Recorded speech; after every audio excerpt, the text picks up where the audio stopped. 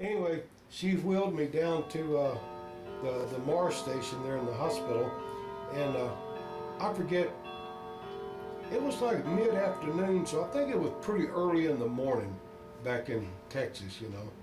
And the only two people I knew to call were my grandmother or my fiance, who I married after I got back to the States. Now, was she your fiance when you left, or did you meet her after you? Well, I met her briefly before I went to Vietnam. Okay, so she wasn't your fiance at that point. No. Okay. But she was the only one that I knew. I knew her phone number, you know. And I didn't want to call my grandmother because, you know, she was 70, 71 years old, you know. And I didn't want to upset her. Oh, so the Army wouldn't have notified her of that? Well, they would. Yeah. You know, but they never did. Oh, really? You know, Army never. I'll tell you a little short story about that. No. How well the word gets around, you know, at casualty control. Nowadays, it's totally different, you know. Anyway, I called my wife or my fiance. I said, "Hey, I'm coming home. I'm being medevaced. I was wounded, but I'm okay. You know, I'm going to live. And when you can, go out to my grandmother's house and let her know. You know, but tell her in person. Don't call her on the phone. You know." So she did, and what had happened was that at the same time that I was being medevaced to the States, well, she called my grandmother called my aunt, you know, and she was the level-headed one in the family, so she attempted to call the Pentagon, you know. I don't know who she talked to in the Pentagon, but I guess she found a number that you could call about the medevacs and stuff. And she talked to them, they said, "Birdwell, oh yeah, he's been medevaced for drug overdose." There was a Jerry R. Birdwell being medevaced same time I would. The odds of that, you know, for drug abuse. And so I get medevaced back, and that was a very interesting trip right there. The plane, medevac plane, left Vietnam, and I was a litter patient, you know. I wasn't setting up anything, they were laying down.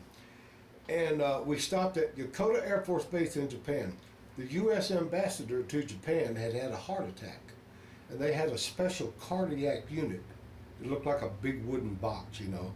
And I remember they took us off the plane and laid us on the tarmac by the plane.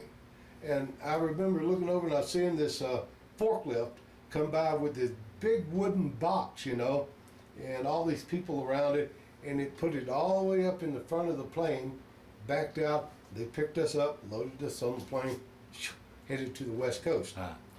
Got to the West Coast, dropped him off, again they took us off the plane, set us on the tarmac. Thank God it wasn't raining, you know, just set us on the tarmac, and then unloaded him, and then it went from the West Coast all the way to the East Coast. I forget, it either went someplace to drop patients off or people off at Walter Reed or somewhere on the West Coast. Then it went to Illinois, then it went to Kentucky, and then the flight went to Oklahoma, then it went to El Paso, Texas, to Fort Bliss.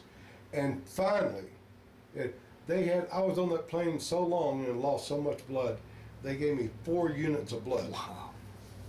To replace that. I got to Fort Hood, it was late at night, about 10 o'clock at night, and about the next morning,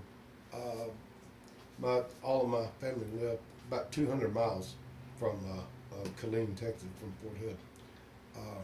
Next morning, my girlfriend, or my fiance, you know, was there with her brother had driven her over. And later on that afternoon, my dad, who was remarried, him and his wife came over. I remember they walked in the door. They let them in the ward where I was at the hospital, and the first thing that my his wife, or my stepmother at the time, wanted to see where I was wounded, because they'd all been told that I was medevac Yeah, because I was right. on dope, you know. Right. And so I rode over and I showed her, you know, where I've been shot, and showed her tubes running out my back, and had one of the nurses said, "Oh yeah, he was shot. Definitely, he's not on any kind of drugs, you know, or anything." And so they had fun going back home and explaining it to the rest of the family that no, wasn't a dope head, you know, Yeah. that I was actually shot in combat, and had a picture of the Bronze Star and the Purple Heart and my CIB and stuff.